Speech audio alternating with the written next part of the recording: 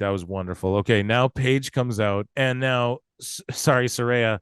And Saraya from the jump just does this.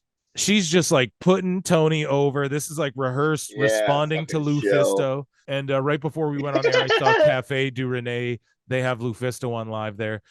This is like, because listen, she's like, this is the best, most supportive locker room, and da da da da da da, and Tony da da da da. So she's just knows how to make this guy feel like $1 million and get that money, honey. But you know, fucking Tony gets to roll. I don't know, man. Fuck it. He gets to roll around with all these. Huh? Women are manipulative. Yeah, bro. It's not. This ain't no shock to me. This ain't new. So, but no, shout out Saraya though, because I do, honest to fucking God, I love her and I put her over all the time. Hello. Everyone's very quiet in here. Why is this so awkward? Come on, England. You're better than this. All right. They're all just like, because we've seen you naked. Just kidding. We've all That's what I mean. We're no better. I'm gonna pop jokes about Dave. it too. I can't. Yeah. Anyway. What do we have? Do we have some questions? Here we are. Yeah. Right. 30 seconds later. Scott Felstead, Muscle and Fitness. Great to see you back on top where you belong. Yeah. Can you talk to us about your story and just what an amazing night this must be for you, and also all the kind of physical rehabilitation that you'll have had to have gone through and getting back in the ring? Yeah. Just give us a flavour for how you're feeling. Yeah. I'm not just going to say it just How because do you feel he's about beside me, Lufisto? but you have no idea how much he's helped me in my comeback and just Oh my bro. I'm not gonna say this just because he's sitting beside me. Okay, if you had to say that, then that's why you're saying it. Here we go. believing in me and being like, listen, we're going to go look at your neck and we're him. going to see it. And if Watch it's Tony. 100%, then I'm backing you 100%, you know, and it was just wonderful. And, you know, he didn't give me this straight away, you know, and I'm thankful for that because we got to tell stories and have fun and do outcasts. And it's the most fun I've ever had. Like me, Tony and Ruby together.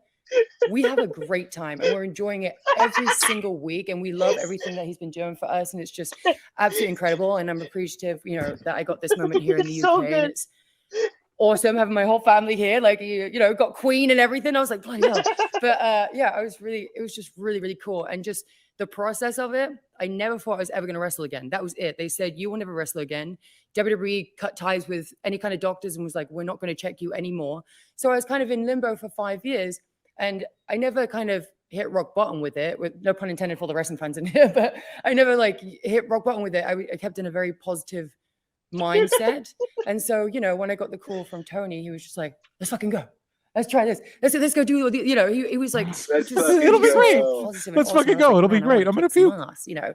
And so, yeah, I started training more, getting in the gym. I was working out every single day. I started watching AEW religiously every single day. I was like, this is so cool. And I already wanted to be a part of it so bad ever since it started anyway. But yeah, it's just been a crazy journey. I never thought I'd be here. I never thought I would be in Wembley Stadium in the biggest crowd in wrestling history. I mean, it's just a dream come true, and I'm so thankful. And thank you, Tony. So Thank much. you. Yeah. Thank you. Congratulations. You earned it, champ. You. Thank you. It's 1 year in the making Thank since you came.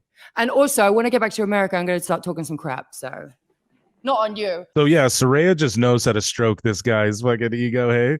Hey, she starts going in, like defending the fucking women's locker room. Let's get a bit of Norfolk Just out of nowhere. Hi, Rob. Good How to are see you? Yeah, well, I've got to ask about your family because He does Oh, it's that an yeah. incredible moment. Everyone watching, and we've had loads of texts into the BBC and what have you saying how much. And she kind of shits on WWE here, people are saying, but I don't really take it like that. But Hairline, you kind of feel different. No, I think. she Everyone was is. loving it. How good was You gotta that shit to on have the mum, WWE dad, a couple cousins, times. Yeah. nephews, brothers? Well, they were never given the opportunity in the past to be showcased ever.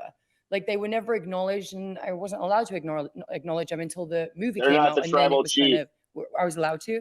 But the thing is that Tony again didn't even question it. He was just like, "Let's fucking go." Yeah. Like, yeah, Yeah, we let's can have your fucking do it. family. It'll be And great. they appreciated it What so if you- much, and my dad was so emotional. My dad's not a crier. He's a very rough around the edges kind of guy, you know, missing teeth because of all the fighting back in the day, you know how he is.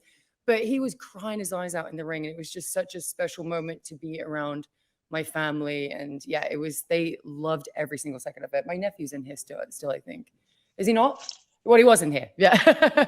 Ricky Knight Jr. I don't know if you guys know him or not, but he's an incredible wrestler. He just wrestled Zack Sabre Jr. this weekend at Rev Pro.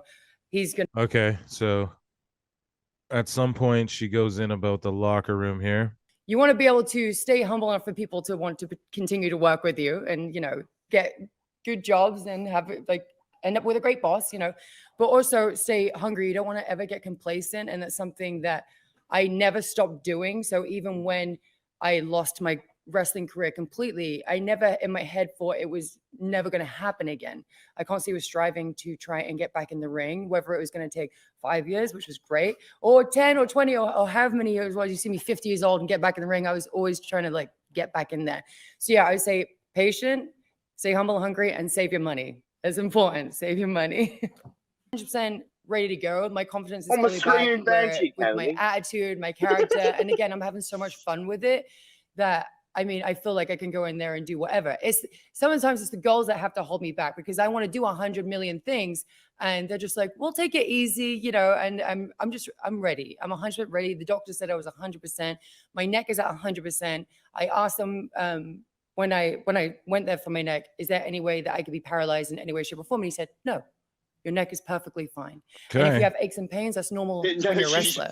But I can take a step aside, and AEW is really great with their talent. If they are sore or banged up, they're like, take it off and, you know, bring it back next week or something. So it's really cool to have the support of AEW and Tony. The doctor you know, didn't say that. And the support of the women in the locker room. You're immune to paralyzed. So it's really cool to have the support of AEW and Tony. Yeah, watch Tony. And the support of the women in the locker room because every single one of them are so amazing. And that's one of the best rooms I've ever been in my life. And every time I'm there every week, it's always very, very supportive. And everyone's genuinely happy for each other. For whatever we do, we're very happy for each other. But yes, I'm ready. Long-winded, but I'm ready for more singles. I don't know. That seems, I don't know. Or something. So it's really cool to have the support of AEW and Tony, you know, and the support of the women in the locker room because every single one of them are so amazing. And that's one of the best locker rooms I've ever been in my life. And every time I'm there every week, it's always very, very supportive and everyone's genuinely happy for each other. For whatever we do, we're very happy for each other. But yes, I'm ready. Long-winded, but that just seems so like direct and like addressing exactly what Lufisto said and shit. And like the rumors, like she just had that in her back pocket and needed to say that. I don't know. I felt like that was funny.